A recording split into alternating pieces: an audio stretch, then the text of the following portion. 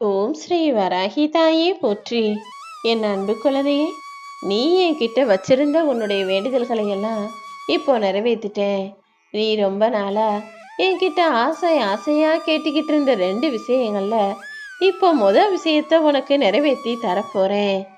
உன் வேண்டுதல்கள் எல்லாம் நிறைவேறி நீ சந்தோஷமாக வாழக்கூடிய இந்த காலகட்டத்துல நான் சொல்றத கொஞ்சம் கவனமாக தனிமையில் கேட்டுக்கோ.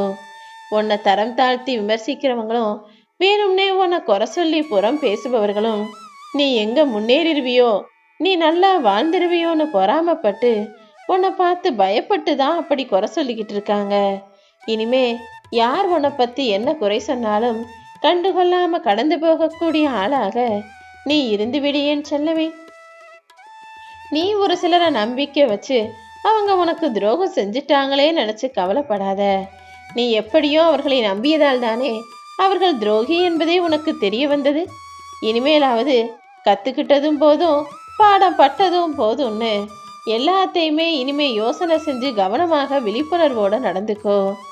எல்லா வயசுலையும் எல்லா விஷயங்களிலும் வெற்றி பெறுவது மாறுபடத்தான் செய்யும்.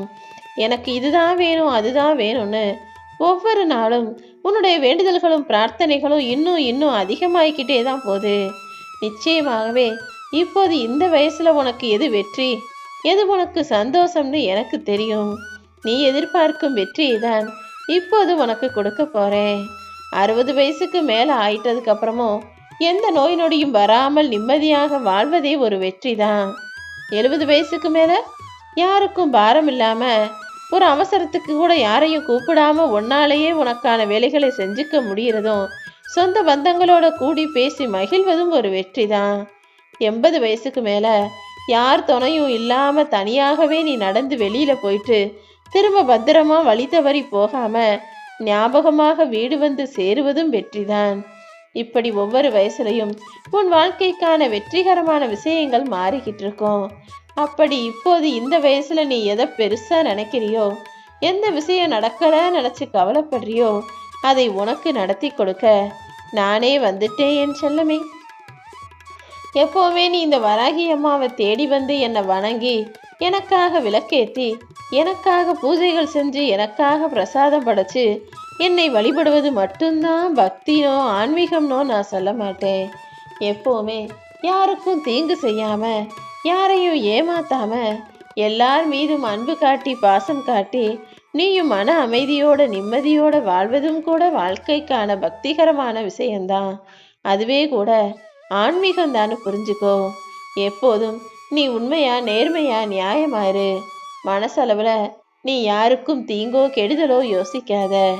யாராவது ஒரு சின்ன உதவி செஞ்சாலும் உடனே அவர்களுக்கு நன்றி சொல்ல பழகு. யாராவது சின்ன வயசுக்காரவங்களா இருந்தாலும் அவங்கள கூப்பிடும் போது போடா வாடா போடி வாடின்னு கூப்பிடாம அவர்களுக்கு உரிய மரியாதையை கொடுத்து பேசி பழகு. கொஞ்சமா அன்பு காட்டினாலும் கொஞ்சம் உன் மேல பாசமா நடந்துக்கிட்டாலும் கூட அந்த அன்புக்கு கடன்பட்ட பிள்ளையாக நீ இரு. யாராவது வருத்தத்திலோ துயரத்திலோ இருக்கும்போது மனசார அவர்களுக்கு ஆறுதல் சொல்லி அவங்க மனசுக்கு அமைதியை கொடுத்தீனா அதுவே மிகச்சிறந்த நன்மைக்குரிய செயல்தான் நான் சொல்லுவேன். எப்பவுமே எந்த விஷயமா இருந்தாலும் இது இப்படி நடக்க போகுதுன்னு தெரிஞ்சு சந்தோஷப்படும் போது அந்த சந்தோஷத்தை வெளியில காட்டிக்காத. எந்த விஷயமும் நடக்கும் முன்பாக அதை யாரிடமும் சொல்லிவிடாதே என் செல்லமே. அதுக்கு பதிலாக அது நல்லபடியா நடந்து முடிஞ்ச பிறகு அந்த சந்தோஷத்தை மனசார அடுத்தவங்க கிட்ட பகிர்ந்து கொள். ஏன்னா நல்லது நடக்கும்னு நீ என்னவோ சந்தோஷமா தான் வெளியில சொல்ற, ஆனா அதை கேட்கிறவங்களோட மனநிலை எப்படிப்பட்டதாக இருக்கும்னு உனக்கு தெரியாது தானே. இந்த உலகத்துல யார் நல்லா இருந்தாலும் அதை யாருக்கும் பொறுப்பது கிடையாது. அதனால்தான் நல்லது நடந்த பிறகு பகிர்ந்து கொள்ளு சொல்றேன். நீ செய்யக்கூடிய காரியங்கள்ல வெற்றி பெற்றினா உடனே அதை பத்தி யோசிப்பாங்க. அதுவே நீ தோத்துட்டினா உடனே உன்னை பத்தி குறை சொல்லி விமர்சிப்பார்கள். அதனால்தான் எதுவா இருந்தாலும் நடந்து முடிஞ்சதுக்கு அப்புறம் சொல்லுன்னு செய்றேன். நீ எதை கவனமாக செஞ்சாலும் அது நிச்சயமாக வெற்றியை தான் கிடைக்கும். ஒவ்வொரு நாளும் உனக்கு ஒவ்வொரு எதிர்பார்ப்புகள் இருந்தாலும் ஒவ்வொரு நாளும் உனக்கு நிறைய அனுபவங்கள் தான் கிடைக்குது. ஆனா இனிமேலும் இந்த தோல்வி எனும் அனுபவம் உன்னை தொடராமல் உனக்கான வெற்றியை நான் தரப்போறேன். அதற்கு முன்பாக உன் வாழ்க்கையில இருக்கக்கூடிய தவறுகளை திருத்திக் கொள்ள தயாராகு. தவறுகளை தயங்காமல் ஒப்புக்கொள்ள பழகிட்டினா தன்னம்பிக்கை தானாகவே வந்துவிடும் என் செல்லமே. கடந்த காலத்தையே நினைச்சு நினைச்சு மன அழுத்தத்தோடும் மன பாரத்தோடும் வருத்தத்தோடும் கவலையோடும் இருக்காம எதிர்காலம் என்ன ஆகுமோ நினைச்சு கவலைப்படாம மன அமைதியோட இந்த நிகழ்காலத்தை சந்தோஷமாக வாழ கத்துக்கோ. உன் வாழ்க்கையில நீ எவ்வளவு அழகா வாழ போறன்றது எனக்கு மட்டும்தான் தெரியும். உனக்குள் இருக்கும் இருளை அகற்றி உன் வாழ்க்கையை ஒளிரும் தீபமாக நான் மாத்த போறேன். எப்பவுமே நீ எல்லாருக்கும் நல்லது செய்யணும்னு நினைக்கிற.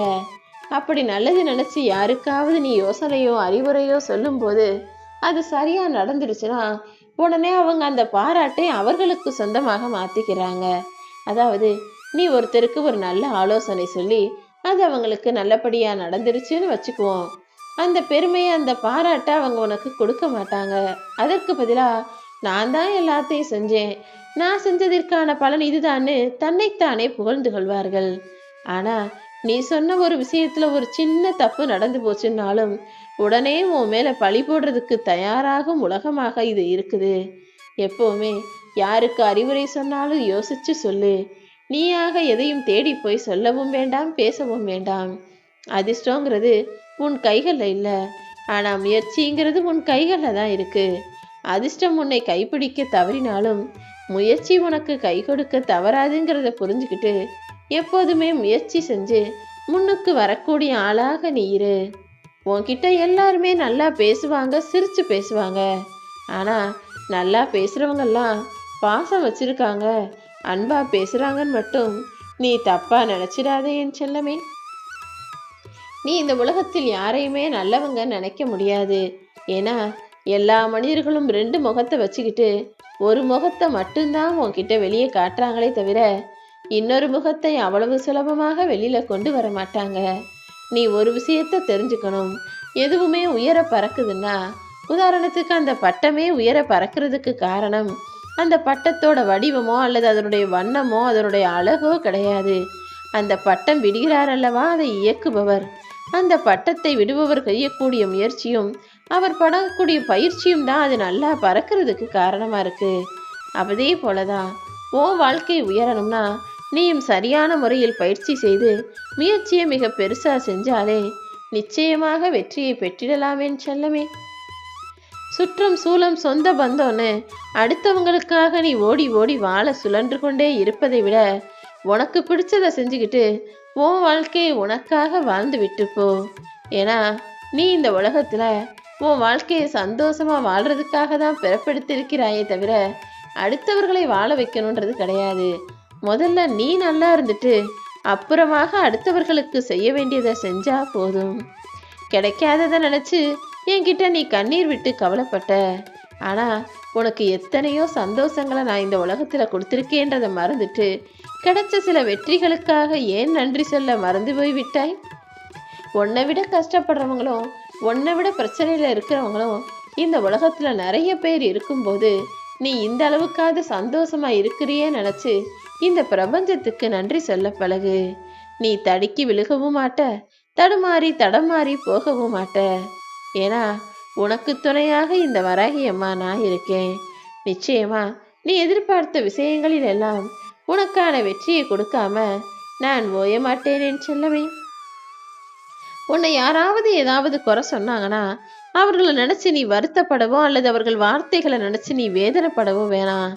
ஏன்னா நிலத்தில் இருக்கக்கூடிய செடிகள் எல்லாமே அது தந்த நிலம் தன்னை ஏத்துக்கிட்டாலும் ஏத்துக்கலைனாலும் எப்படியும் அதற்குள்ள புதஞ்சு போய் அந்த மண்ணை தள்ளி விட்டுக்கிட்டு வெளியே செடியாக வந்து உயிர் வாழத்தான் செய்து.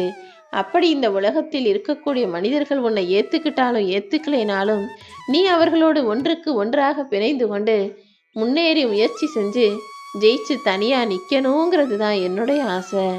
மகிழ்ச்சிங்கிறது உன்னிடம் உள்ளதையோ அல்லது நீ யாருங்கிறதையோ சார்ந்தது கிடையாது. நீ நினைக்கிறத மட்டும் சார்ந்தது. எப்போதுமே நீ நினைக்கக்கூடிய விஷயங்களை நல்லதாக நினை. மனசுக்குள்ள மகிழ்ச்சியை வச்சுக்கிட்டு முகத்துல சிரிப்பை வச்சுக்கிட்டு நீ சந்தோஷமா வாழ்வதற்காக தான் உன் விருப்பத்தையும் உன்னுடைய ஆசையையும் நிறைவேற்றி கொடுக்க நான் வந்திருக்கேன். இப்போ நான் சொன்ன விஷயங்களை எல்லாம் தனிமையில் கேட்டு இந்த உலகத்தையும் உலக மக்களையும் மனிதர்களையும் புரிந்து கொண்டு விட்டாய்தானே. இனிமேலும் எல்லாத்தையும் எல்லாருக்கிட்டையும் சொல்லிக்கிட்டு இருக்காம நல்லதை மட்டும் யோசிச்சு நடந்ததுக்கு அப்புறம் எல்லாத்தையும் சொல்லிக்கோ. உனக்கு நடக்க போற எல்லா விஷயங்களையும் நல்லபடியாக நடத்தி கொடுக்க நான் முடிவெடுத்துட்டேன். இனிமே உனக்கு பின்னால் வருபவர்களுக்கு நீயே வழிகாட்டியாக முன்னேறிப்போ. என்னடா வாழ்க்கை நினைச்சு நீ நொந்து போன காலமெல்லாம் முடிஞ்சிடுச்சு. இப்போது என் வாழ்க்கை அழகா இருக்குன்னு நீ சொல்லும்படி அழகான விஷயம் நடக்கும்.